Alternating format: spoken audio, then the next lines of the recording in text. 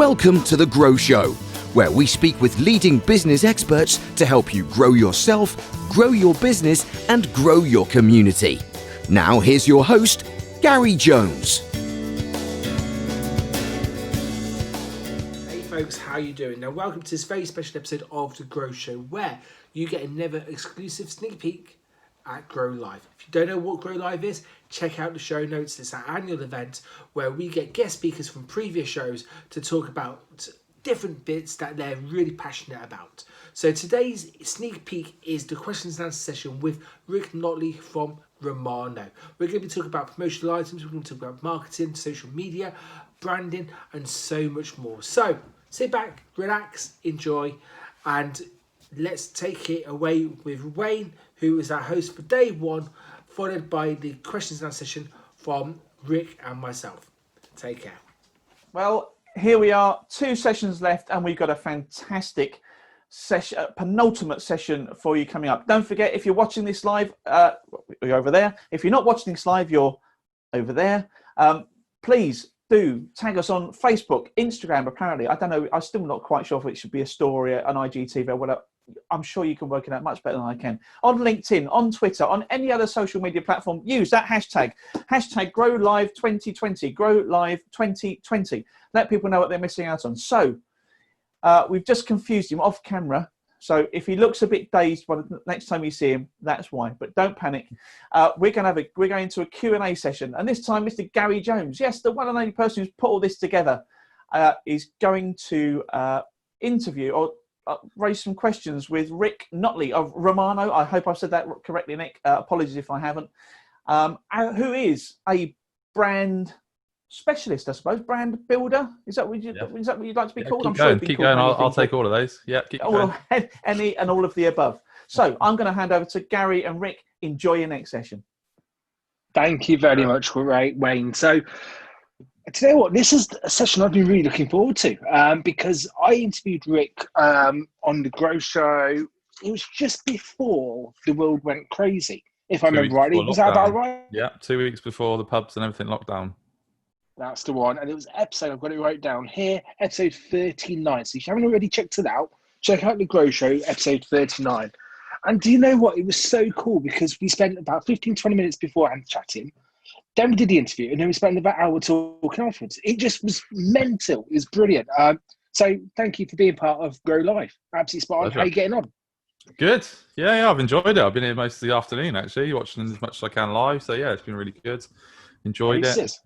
Yeah, judging everybody's brands, obviously. No, I'm joking. Oh, damn straight. So, for the people who don't know kind of Romano and Rick Notley, what are you all about? Well, if you don't know who I am and what I do, then I'm not doing my job, essentially. So if you're in my circle, my job is marketing and branding. This is a rare occasion to see me in colour. Most people will recognise me from black and white photos. I've tried everything I can to do black and white zooms. I've had dry white markers on my webcam to see if I can make it look black and white. I've tried acetate over it. Everything I do is about, building that brand and that brand equity. There's a big difference between brand and branding. As have a look at the podcast. We got into that a little bit. So you will never find me not in black or not in white, and fresh t-shirt ready for this. So yeah, always on brand. And, that's what I want for everybody else. I want you guys to all be the person that someone thinks about when they need your service. And I don't want you to go and have to fight amongst Google. So that's my aim, basically. Brilliant. So, questions and answer session today. We want your questions about social media. We want your questions and answers about marketing, just in general, branding, creating content. All of these questions we can answer. So while the questions come in, I've got a couple just to kick stuff off. Yeah, cool. So we've been talking a lot today about growing, first of all, growing your skills. So there's been a lot about mindset. There's been a lot about kind of developing those skills inside yourself. Where should people start in terms of improving their skills when it comes to, we need to narrow down, let's say, social media content?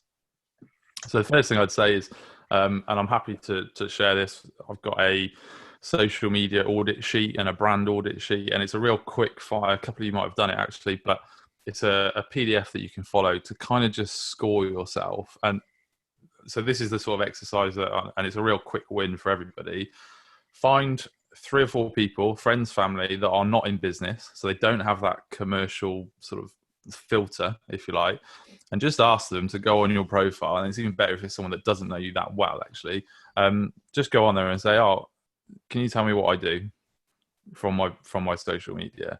And you just want those sort of fresh eyes, and you'd be amazed how many times you think, my LinkedIn profile just says director at Romano. It doesn't say what I do. It doesn't say what I do for my clients. I've got a Twitter header that was from 2006 when I complained about where my pizza was. That's the last time I used it. So you'd be amazed how much stuff is disconnected, and that's that first step to being on brand. And you just want to kind of audit yourself and go, is every photo that is out there of me as my profile picture within the last 6 to 12 months? And if it's not, someone like me and Gary's the same, it's a bit more forgiving in that your hairstyles don't change, but are you wearing the same glasses that you're wearing now so that you're recognizable? And they're little tiny nuances, but you want to be instantly recognizable in every place that you have an online little bit of real estate. So that would be my first tip. And it's always a quick win, linking your Facebook page to profile and sort of stuff like that. So that would be my first go and do that. Love it, because the amount of times that I get recognised in different places through being online, and it's purely because I'm quite recognisable. I'm the guy with the upside down head. If I shaved my beard for about a couple of weeks, and loads of people got freaked out, so straight away it came back. To be fair, I didn't like being clean shaven. Doesn't really kind of do me, but yeah, I've got an upside down head, and my profile picture is me going like that, and that's how I am normally in meetings. So people recognise it. It builds trust because you're the same everywhere. So no, I love that tip. I think we've got a few questions. So let's have a little look. So, right, okay. So I'm going to go straight to Wayne's. He's thinking about changing his brand. And whilst he's he likes it, but he needs it updated. What would you recommend changing an established brand? So how would you go about it? So first thing is why. It's always got to be like, what's the motivation for it? And there's a couple of reasons why someone might look to change their brand, and often it can come from frustration that they're not getting enough business, and they think, okay, maybe it's my logo that's off or my brand that isn't right. May well be the case, but that's not often the case. And it's also, is it because I put that out into the world and I was in a different place, and now I actually have a different target market and I want to appeal to a different group, or I want to sort of look a little bit different. I don't want to be the sort of self-employed now. I want to look more like an established company. So the first thing with any brand is, what do you want people to think when they see you? And that would be, the old sort of quote is, your brand is what people say about you when you're not in the room, and that's so true, but it's also your first impression, even when you're not the one giving it.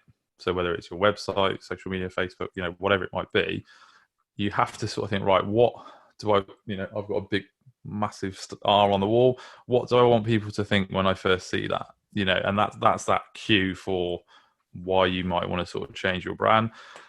There's loads of brands that have done it, big, small, long-standing, like real heritage brands of sort of, change sort of thing. So it's a really good and exciting time. What I would say is just have a little bit of a thought or a chat with somebody to sort of go, right, well, you don't want to rebrand every 2 years. I've seen companies do that where they're sort of chasing, thinking, this is why we're not doing what we need to do, or this is why the customers aren't coming to me. Effectively, you can make a brand whatever you want it to be.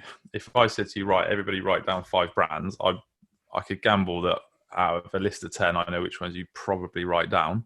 And it's actually, while you're doing that, put it down in the chat. Let's give it a go. Put it in the chat. What are the first 3 brands that you think of? In any sector, and they're always the same sort of thing. But when you look at them and you get into them a bit closer, very few of them are actually a brand that describes what it is they do. It's their storytelling, their message, everything that goes around it. Romano's got, there you go, love that. Someone's mentioned it. He's a suck up, isn't he? Suck up. Yeah. Lovely merch on the way. But yeah, it's that sort of, you make the story. Look at Apple. They don't grow, sell, or do anything to do with apples, and yet you instantly have a emotional attachment or feeling when you see that logo. And it's the same. Look at McDonald's. it's a golden M. It's got nothing to do with what they do. It's not like Burger King, which is much more obvious. You know, it's a brand. And when you go down that route, you have to make sure your message is right, and you have to make sure that you're getting in front of the right people, because your logo and your brand is doing nothing obvious. You know, gone are the days of Yell and yeah, talking of Apple products. Siri just woke up. There we go. But yeah, so, you know, when you think of like Yell and, you know, Yellow Pages, that's why companies were called, you know, AAA Electrical, because it's like, that's how we get to stand out. Now you can call yourself whatever you want, and there's some fantastic random name generators on the web for anybody starting a business, which you can have some good fun with. But yeah, it's, you know, you tell the story. You know, it's for me to tell you what I do and what I want you to think when you see that logo. And obviously that's the same for your business. So let's have a look. Here we've got Apple, Google, Coke, McDonald's, Tesla, Apple, Disney, Romano, love that. Mental theft, clever, Grow Live. There you go. But you know, picking on Newton, he's in there. He always wears his hat. Much like my thing is always black and white. He always wears the hat. It's probably due a wash now, but we always know that he's going to have his hat on, because that's part of his brand. Gary's, even when he's still frame on Zoom, is the thumbs up. That's how you start to, you know, you start to build that up. You know, whenever I think of Duncan, I think of like calm, methodical experience. He always talks like this. He's very animated with his hat, and you know what you're going to get with him, and that is part of your brand, your speech, your language, your animation. Same with Rob. Rob's obviously got all the merch now. We know he's the sort of teenager's favorite PT. So everybody has that little part of their brand that you become familiar for. So you get to tell that story, and that's exciting. That's the best bit. I love that. You've kind of alluded to one big point that I think we covered quite a lot in the podcast, was your brand's not just your logo. It is everything. It is the way you act. It's the way you talk. It's the messages you put out, as well as the way you kind of present yourself online in terms of your graphics, in terms of your videos. Hey, your videos are black and white. Of course they would, because you're, you know, Romano, it's black and white. And it is that last impression of what people think of you when you're not in the room. But that's not just a logo. That is just the whole ethos.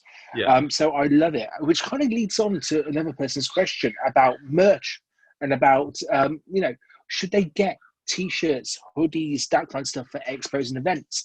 And not just expos and events. I'm going to throw that online in terms of virtual events as well. I'm in the process of getting branded T-shirts, which is this colour, hence me wearing it today, with Grow just there. Nice and simple, but that's me. It reflects my brand, it reflects me. So what's your view on merch and branded clothing to start off with? Yeah, no, sorry, 2 seconds.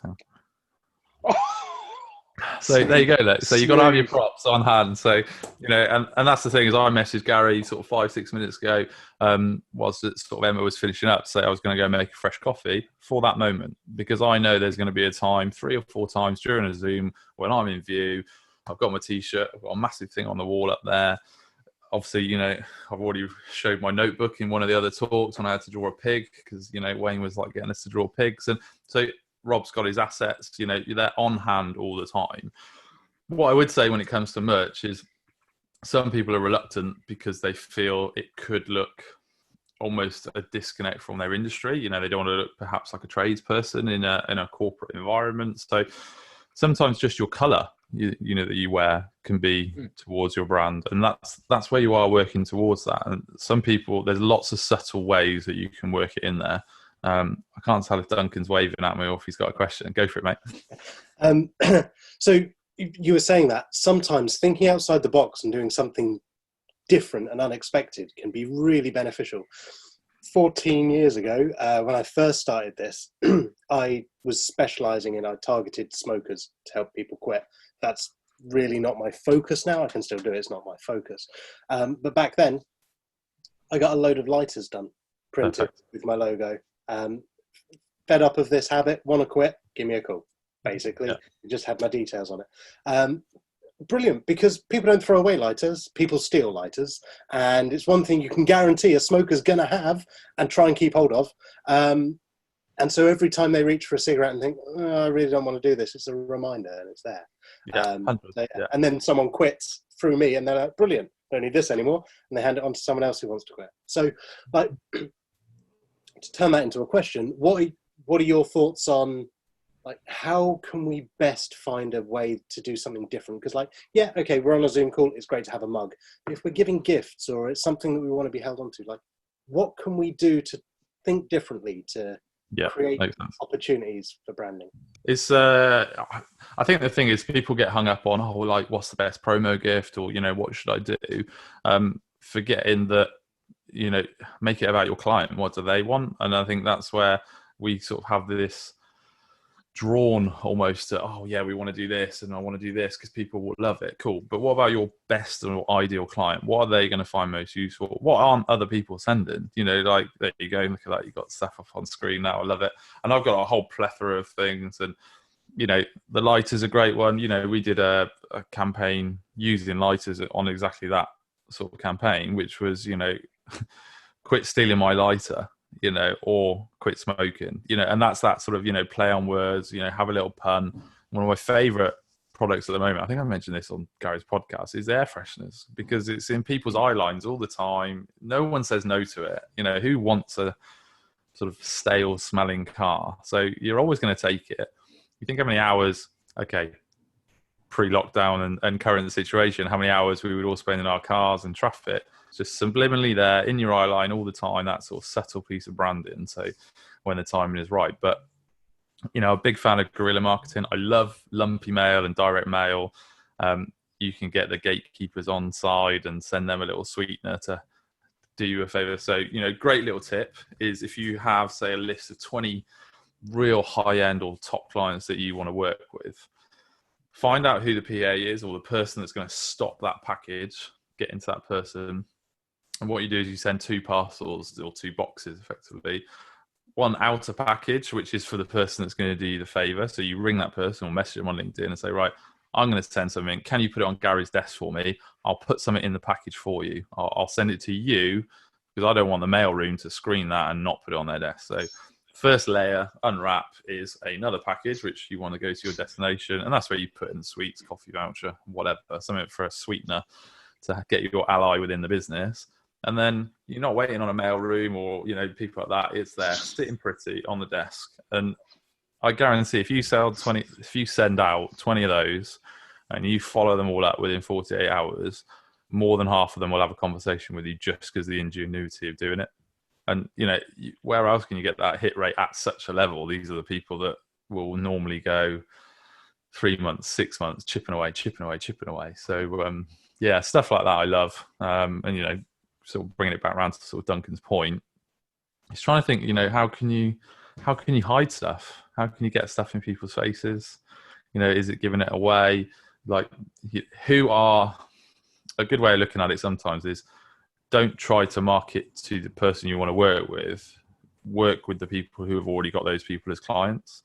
So they might be like a perfect referral partner, and you try and incentivize them to get them on board, and then say, look, when you sell a car, do me a favor, make sure it's my air freshener that's in the wing mirror on every new car that sells, because that's my target market, for instance. So yeah, always think about the end client and then work backwards, and then, yeah, make it useful. The old thing used to be own the desk. In my industry, that's you know, whether it's a coaster, a diary, a pad, a pen, a mug, own the desk. Get so many subtle things on there as you can. So yeah, hopefully. Brilliant. Does that answer your question, Duncan? I've just seen Paul's question, actually. Do you think it's worth me getting branded T-shirts and hoodies, etc., for when I'm there? You go for stage shows? Oh wait, mate. If ever you're outside your house, be on brand. That's my, you know, and that's, you never know who's watching, looking. I wear my Romano T-shirt if I nip to the shops. I've had plenty of conversations where people have either gone, "What's Romano?" or "Oh, I've seen that," or, you know, it's just that little bit of an icebreaker sometimes, to the point that people want to know what it is. And, you know, I would have even going as far as a setting up sort of set of merch, which almost a bit like the B&Q, you know, I'm here to help, ask me a question. Have it on your back, because you'll have your back to people probably the majority of the time. So put something on your back that makes it easy. You know, we did some which was, it's okay to come and talk to me. And that's all it had on the back of the T-shirt. And it was just a bit of an icebreaker. And then people were like, oh. And they did, and then they got into conversations, and that's networking, and yeah, they can do it. I love it. There's a question about call to actions on social media posts. content posts. What's your views on call to actions? How often should a post have it? I think I'm a firm believer in you've got to ask for the business. You know, people shy away from that. I don't know if it's a British thing or what, but you know, sometimes it's like that sort of like, this is me, come and look at this, please buy my stuff, or here it is. And, you know, we don't go for that killer asking for the business. And that's, for me, that relationship with giving away the value, then you're owed. And I try and sort of put a load of stuff out into the world and give away all my best tips for free. And then, you know, people feel a little bit of that sort of IOU. So that at that point, I go, look, I need your help. Can you share this? 40 people will do it, because they sort of think, well, actually, do you know what? All I've done is take. I should probably, you know, do something the other way. And also just be honest about why you're asking. You know, don't go for the sort of DFS sale style adverts of, you know, buy my stuff 20% off, sale end of the Monday, like woohoo. You know, we all go to that place when we need a sofa. It's not something that's going to entice me to do it. And it's, again, bring it back, make it about your client, ask for the business, and give them a reason to click or comment. A quick sort of tip, which always works really well, and in fact, Duncan on here might even give me the sort of science or whatever it is behind it. But if you say to somebody like, right, what piece of merch would you like? And a couple of you will recognize this. You know, you're asking people to A, do I want to answer that question? And then B, start thinking about stuff. But, you know, if I give you a choice and I go, right, guys, would you rather this mug or this notebook? Your question is then not, do I want to answer that question? It's, do I want the mug or the notebook? And you sort of skip past. So anybody that knows, you know, what's happening in groups on Facebook, if you ask a question where the answer is the choice, we are not rude as a species. We feel compelled to answer and help and answer questions. So it's a really good thing. Give people a choice. You know, Rob might go, do you want to lose £2 or do you want to be able to get up the stairs without being out of breath? That's a choice. Whereas if it's like, you know, you go down just one option, people can scroll by. We can't not comment for some reason. It's just built into us. But I'm sure there's some science behind it. But all I know is it works bloody well. So that's brilliant. So we've got time for 2 more questions. So if anyone's got any question, the last question, put it into the chat. Just before we go on to the penultimate one, where can people find you online, buddy? You know, tell us about your group, because it's absolutely kick-ass. And where can people find Romano? Yeah, so everything online is Romano UK. So all the social media channels, all the same. I do run a free group, which is called the All In Business Network, which, you know, I pump a load of free stuff in there. Many of you are members, so thank you so much for being part of that. And that is where what I like to do is, if someone asks a question, and good on them, because I'd say less than 10% of people will ask the questions, what I like to do is answer it in there so that more people will see it. And I think some people are passive in that sense that, you know, it's something that they will benefit from. But I'm a firm believer there's no such thing as a stupid question, but a lot of people think there is, and they won't, and that stops them moving on sometimes. So, yeah, groups in that sense, I think, really key. But yeah, I'm always in black and white and always Romano. Nice. Really quickly, tell us about the nudge. We'll do 2 more questions. Okay, yeah. So nudge really was for those people that just want a little nudge in the right direction. So it's a daily platform, £8 a month. There's a 7-day free trial. You get an email every day with a content or social media sort of suggestion of what you should post online. And then there's also a Facebook group where I'll critique your social media and sort of help you with that. Because I firmly believe, even though I do it for other people, the best person in the world to do anybody's marketing is you guys, the business owner. Second best is obviously you doing it with a little bit of help in the right direction. So yeah, thanks for that. I love it. And last 2 questions. Strangest item you've ever branded? What level is this going at? Is it safe? Not safe for kids? Are we good? We can go explicit. That's fine. Okay, that's fine. So I've done vibrators and condoms and all sorts of stuff. So waterproof testing that was key on that. So that's what I'm going to say. So waterproof testing, brilliant. And do you wear your merch on holiday? That sounds like a bit of a cop out after the last one. But yeah, do you wear your merch on holiday? So yes, and then, you know, anybody that knows my fiance, soon to be wife, is a not so massive fan of Romano bleeding into our personal life. But yes, wherever possible. And in our wedding next year, there probably will be some subtle Romano products and things within the wedding party. So watch this space for 2020's quickest divorce. I love it, dude. Thank you. I've just realised what you said then.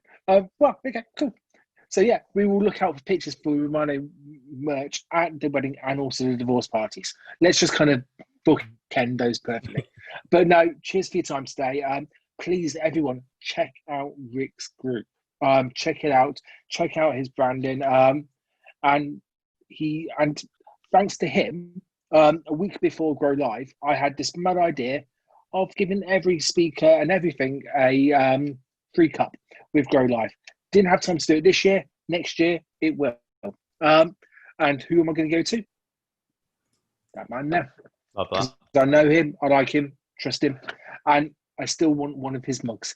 So on that note, I will leave you to it, and then I'll pass it on to Wayne for the final section. But please, let's give everyone get yourself on commute, give them a clap. Thank you so much for watching or listening to this podcast. And thank you very much, Rick, for spending his time talking at Grow Live.